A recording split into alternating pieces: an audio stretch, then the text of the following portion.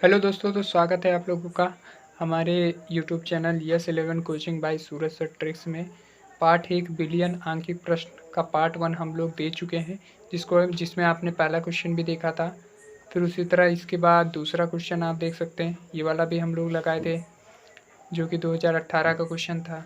फिर 2017 का क्वेश्चन भी हम लोग लगाए थे। इस तरह करते हुए हमने कितनी सीरीज़ पूरी की थी? तो हमने 5 सीरीज़ पूरी की थी, ठीक ना। ये चौथा क्वेश्चन था हमारा। चौथा क्वेश्चन था 100 ग्राम ब्लैक वाला, जिसका उत्तर भी 1 मोल आया था।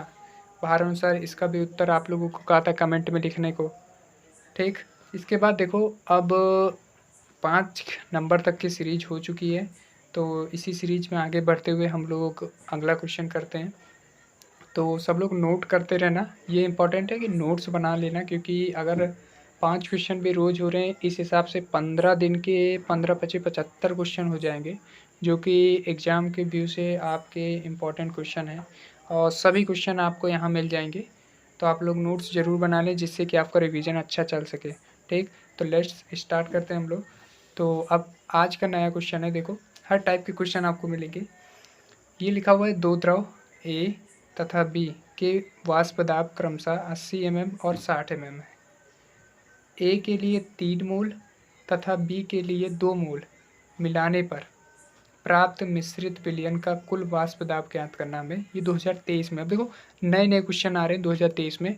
आप लोग धीरे धीरे अब देखोगे तो नया डेवलपमेंट हो रहा है और अच्छे अच्छे क्वेश्चन पूछ रहा है। ज़्यादा कठिन नहीं पूछता है, लॉजिकल पूछता है। देखो कैसे करना है।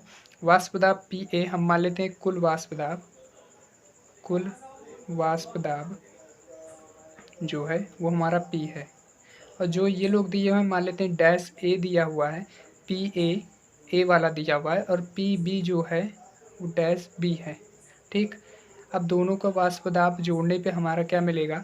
जो ये लोग चाह रहे हैं कुल वाष्प दाब, वही हमें चाहिए, तो कुल वाष्प दाब मिल जाएगा P A dot P B से। तो पी ए डॉट कैसे ज्ञात करना है? देखो हमने बताया था कि चैनल का नेम ट्रिक से है, तो ट्रिक से ही हर चीज़ करना है, कोई भी सूत्र अप्लाई नहीं करना है। तो देखो ए वाले यौगिक क्रमशः कभी भी बोल दे तो ए और बी, पहले क्या दिया होगा? ए दिया होगा, तो पी ए का मान दिया हुआ 80, हम इसको निकालते हैं 80। अब गुणा लगाना, ठीक, क्योंकि देखो ए के 3 मोल घुले हुए हैं और बी के 2 मोल घुले हुए हैं। ए के कितने मोल हैं? 3 मोल। टोटल कितने मोल होंगे? 3 और 2 मिलाकर 5, ठीक ना। अब इसको हल कर लो, 5 से इसे काट दोगे, 5 से इसे काटेंगे तो ये बनेगा 5 एकम 5, 3 हाथ से जाएगी 5 छः 30 और 16 तियाँ 48।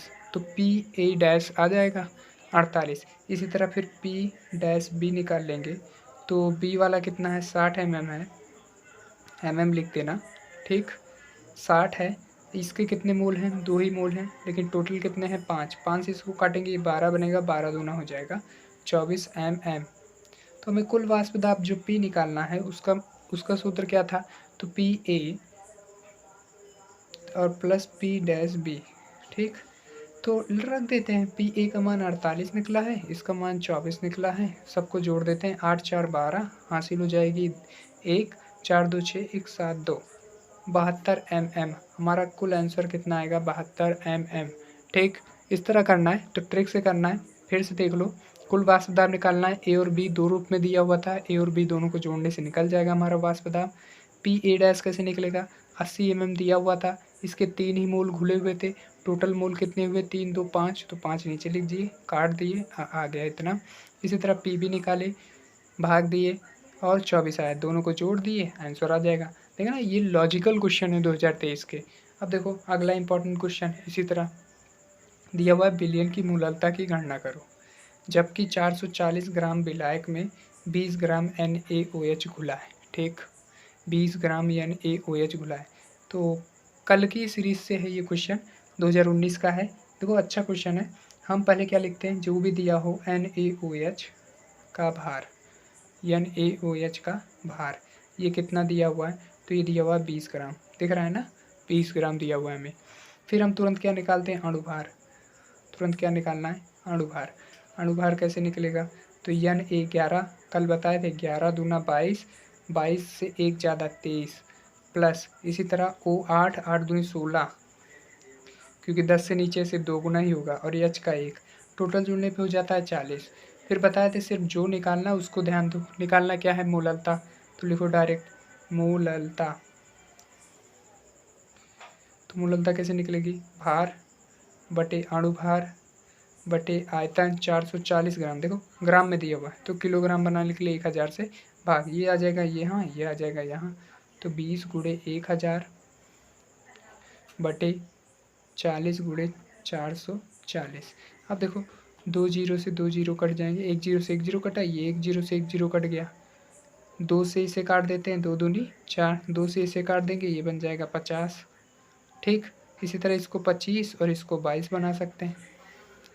अब 25 बटा 22, 22 एकम 22, तो बचेगा 3, 3 बचेगा, दशमलव लगाने से 30 हो जाएगा।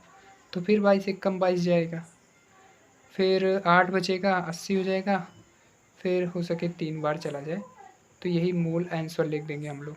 ठीक, आप लोग भाग करके लिख लेना इसका आंसर। ठीक, इसी तरह आगे चलते हुए अब 7 क्वेश्चन हो गए। ठीक ना, हमारे कितने क्वेश्चन हो गए टोटल? 7।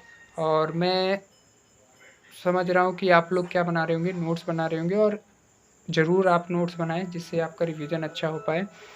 ठीक ना, तो आगे चलते हैं इसी सीरीज में। तो आगे देखें तो हमारा नया क्वेश्चन आ रहा है, इस सीरीज को हटा देते हैं। अब देखो ये क्वेश्चन देखो 2019 का है, और सबसे क्रिटिकल क्वेश्चन पूछा। उसने देखा कि बच्चों को कितना दिमाग होता है, तो इस तरह का क्वेश्चन पूछा। इसमें पूछा चीनी के सिरे, सिरे मतलब होता है जो सिरप बना है, चीनी का घोल बनाते हैं उसे कहते हैं सिरे। चीनी और पानी का घोल जो होता है उसे सिरे कहते हैं। ठीक ना, कि 214.2 ग्राम में इतने ग्राम चीनी मिला है उसने। मतलब जो ये सिरे मिला हुआ है, सिरे, जो ये सिरे होता है ये किससे किससे मिलकर बना है? तो ये मिला है चीनी प्लस जल से, चीनी प्लस जल से, ये दो चीज़ से मिलकर बना है, चीनी और जल। ठीक ना, तो चीनी और जल से मिलकर ये बना है। तो इसका भार जो दिया हुआ है वो है, देखो इसका भार दिया हुआ है, चीनी और सिरे दोनों मिला के इतना ग्राम दिया हुआ है। जिसमें से हमें किसका भार पता है? तो हमें चीनी का भार पता है, चीनी का भार पता है हमें।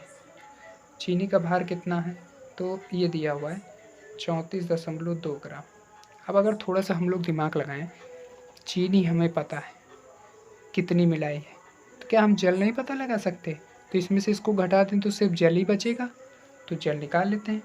जल का भार डायरेक्ट घटा दो, आप लोग इतना दिमाग लगा सकते हो। 2 में से 2 जाएगा, 0 लिखेंगे ही नहीं। 4 में से 4 गया तो 0, और 11 में से 3 गया तो 8, मतलब 180 ग्राम आएगा। कितना आएगा? 180 ग्राम। तो जल का भार निकल गया, चीनी का भार निकल गया। अब हम लोग देखो चीनी का सूत्र भी दिया हुआ है कि C12 H22 और O11 रखना है। चलो ठीक है, हम लोग इतना ध्यान से रख लेंगे। तो हमें क्या करना है? बस मूललता निकालना। हमारा काम क्या था? अणुभार निकालना। क्या? तो जो मेन जो मिलाते हैं हम लोग, जिसको मिलाते हैं, इसमें मिलाए हैं इसको, तो इसका अणुभार निकालेंगे, इसीलिए इसका सूत्र भी दिया हुआ है। तो चीनी का अणुभार निकाल लो, चीनी का अणुभार। आप ध्यान से देखना, अणुभार बहुत क्रिटिकल है। सी कितने पे आता है? 6 पे। 6 दूनी 12, और 12 एक के लिए हुआ, एक सी के लिए 12 हुआ, लेकिन यहाँ 12 सी है, तो 12 ग्राम में कितना हो जाएगा? 144 प्लस H 22 के लिए 22 ही होगा। ओ देखो, ओ 16 8 पे आता है, 8 दूनी 16, ये तो एक के लिए हुआ, लेकिन कितने ओ हैं? 11 ओ हैं। तो 11 ओ के लिए 16 गुणे 11 करके देख लो, 16 गुणे 11, 11 छक्का 66। ठीक, बचा 6, 11 कम 11 6, 176। कितना आ रहा है? 176 कितना आ रहा है? देख लेना कैलकुलेशन में, 11 छक्का 66, 6 बचा, 11 कम 11 6, 17। हो सके गलत हो, या आप देख लेना इसको। तो ये टोटल कितना बनेगा? तो 6 4 10 2 12 हासिल 1, 7 1 8, 8 2 10, 10 4 14 हासिल फिर 1, 1 1 2 1 3, 342 बन रहा है। कितना आ रहा है? 342। तो हम जो भी निकालना रहता है हमें उसको निकालते हैं। तो जैसे मूललता निकालना है तो मूललता कैसे निकालते हैं? भार, किसका भार? जो मिलाए हैं, तो उसका भार कितना है? 34.2 बटे अणुभार, बटे अणुभार। तो अणुभार हमारा कितना है? तो अणुभार है इस चीनी का 342 बटे आयतन 180 ग्राम, ग्राम में दिया हुआ है तो किलोग्राम बनाएंगे, 1000 से भाग देंगे। ये कहाँ जाएगा ऊपर, ये आएगा यहाँ पर। तो इस हिसाब से 342.2 गुणे 1000 बटे में 342 गुणे 180, एक जीरो से एक जीरो काट देंगे। एक जीरो की वजह से इसका दशमलव हटा देते हैं, ये जीरो से ये वाला दशमलव हट गया, 342 से 342 कट गया, 2 पंचे 10, 2 9 18 हो गया, 0.55 मोल आंसर आ जाएगा। ठीक, आप लोग इतना कैलकुलेशन कर सकते हैं और मैंने बताया भी है। ठीक, फिर आगे चलते हैं। देखो एक क्वेश्चन और, ये वाला 2019 का था। 2020 में पूछा गया क्वेश्चन, बिलियन की मोललता की गणना करो जबकि 140 ग्राम है, ठीक ना, 140 ग्राम विलायक में 20 ग्राम NaOH घुला है। और मैं इसको आपको HW वर्क दे रहा हूँ और इसका कमेंट में आंसर लिखें, कमेंट में कि इसका आंसर कितना आ रहा है। तो अगले दिन जब हम आएंगे अगली सीरीज़ लेकर तो देखेंगे आपका आंसर कमेंट में ज़रूर रहना चाहिए। अगर कमेंट में रहेगा तो हम लाइक देंगे ज़रूर। फिर आगे चलते हैं, इसी तरह इसको करके ज़रूर बताना इसका आंसर कितना आ रहा है, ठीक ना, आप लोगों को काम है। फिर अगला क्वेश्चन, नया टाइप, अच्छी सवाल है। देखो इसमें क्या लिखा हुआ है, जल में एथिल एल्कोहल, एथिल एल्कोहल। अगर आप लोग 12 तक पहुँचे तो एथिल एल्कोहल, मैं गेस करता हूँ कि आपको ये पता होगा किसका सूत्र है, का 1 बिलियन भारानुसार 46% है। एथिल एल्कोहल का सूत्र देखो यहाँ लिख देते हैं, एथिल एल्कोहल, एथिल एल्कोहल का सूत्र, इसका सूत्र क्या है, तो एथिल एल्कोहल का सूत्र होगा C2H5OH। ध्यान से देख लो, C2H5OH एथिल एल्कोहल का सूत्र है। इसका भार दिया हुआ है, इसका भार दिया हुआ है 46%। फिर आगे पढ़ो, एथिल एल्कोहल तथा जल, मतलब दो चीज़ है। एथिल एल्कोहल हमें पता है 46% है, तो जल कितना बचा हुआ है। जल का भी सूत्र सब लोग जानते हो ना, जल का सूत्र क्या होता है, H2O, H2O। इसका भी भार, जब ये 46 हो गया तो बचा 54%। ठीक, दिमाग लगा रहा है वो एग्जामिनर, जहाँ 2 बार पूछा है, दिमाग बहुत है, ठीक ना।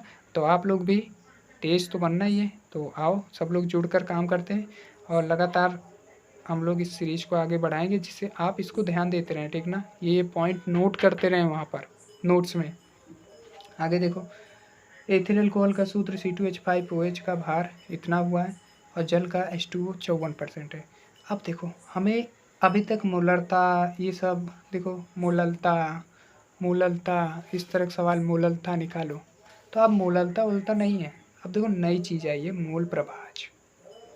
लेकिन मैंने क्या बताया कि हम लोग सूत्र उत्र नहीं पढ़ेंगे, डायरेक्ट ट्रिक से ही चलेंगे। तो मूल प्रभाज कैसे निकलेगा, देखो हम लोग निकालते हैं। मूल प्रभाज का क्या होता है कि इसका भी निकालो और इसका भी निकालो। कैसे निकालते हैं, सुनो ध्यान से, ट्रिक से है तो ध्यान से सुनना, जल्दी निकल जाएगा। नहीं, बड़ी सवाल है, आप लोग लगाओगे सूत्र से तो प्रॉब्लम भी हो सकती है और काफ़ी दिक्कत है। देखो लगाते हैं, पहले क्या करें कि एथिल एल्कोहल का अणु बाहर निकाल लो, एथिल एल्कोहल का अणुभार, एथिल एल्कोहल का अणुभार कैसे निकलेगा, C 6 पे आता है, 6 दूनी 12, 12 दूना 24, H 5 पे, O 8, 8 दूनी 16 और H 1 पर। इसी को देख रहे हैं, ठीक है ना, इसको देख कर लिख रहे हैं इसे। ये टोटल हो जाएगा 24, 16, 40, 5, 46 हो जाएगा। ठीक, कितना होगा, 46। इसी तरह जल का अणुभार निकाल लेते हैं, जल का अणुभार, तो जल का अणुभार कितना निकलेगा, H2O। जल का अणुभार 18 होता है, कैसे, ये 2 होता है और 2 और ये 8 पर आता है, 8 दूनी 16, मिलाकर कितना हो गया, 18। अब जिसका मूल प्रभाज, जैसे हम पहले निकालते हैं C2H5OH का मूल प्रभाज, ठीक, इसका मूल प्रभाज निकाल रहे हैं, तो जिसका भी मूल प्रभाज निकालो उसका भार और अणुभार ऊपर लिखो। ठीक, तो मैं निकाल रहा हूँ C2H5OH का, तो इसका भार है 46, इसका अणुभार है 46 और टोटल, फिर नीचे क्या लिखते हैं, टोटल, टोटल है कितना, तो टोटल इसका भार बटे अणुभार इसी का, और फिर बचा जो बचा क्या हुआ है, इसका भार मतलब जल का और इसका अनुभार कितना 18, इसी को हल करना है। 46 46 कटेगा 1 आएगा, 46 46 कटेगा 1, 18 तिरिक 54, 1/4 मतलब 0.25 बनेगा, 0.25। ठीक, इतना हमारा बन जाएगा इसका मूल प्रभाज C2H5OH का। इसी तरह ये तो पहला निकल गया। इसी तरह दूसरा निकालते हैं, किसका, जल का। जल का मूल प्रभाज, जल का मूल प्रभाज कैसे निकलेगा, तो जिसका भी निकालना है उसको ऊपर लिखना है। तो जल का भार 54, अणुभार 18, फिर इसी का नंबर 54, 18 और अगला वाला टोटल हर चीज़ लेना है, ठीक ना, या नीचे 46। इसको काटते हैं 18 तिरिक 54, 18 तिरिक 54, 46 एकम 46, 3/4 मतलब 0.75। ये आंसर हो गया। तो आप लोग इस सवाल को देखें, बढ़िया सवाल है। देखो बड़ी सवाल थी, लेकिन अगर ट्रिक से लगाओगे, जिसका भी मूल प्रभाज निकालना है उसका भार बटे अणुभार, फिर टोटल जो दोनों चीज़, 2 चीज़ हो तो 2 चीज़, 3 चीज़ हो तो 3 चीज़, सबको प्लस करके लिखते चलना है, हो जाएगा।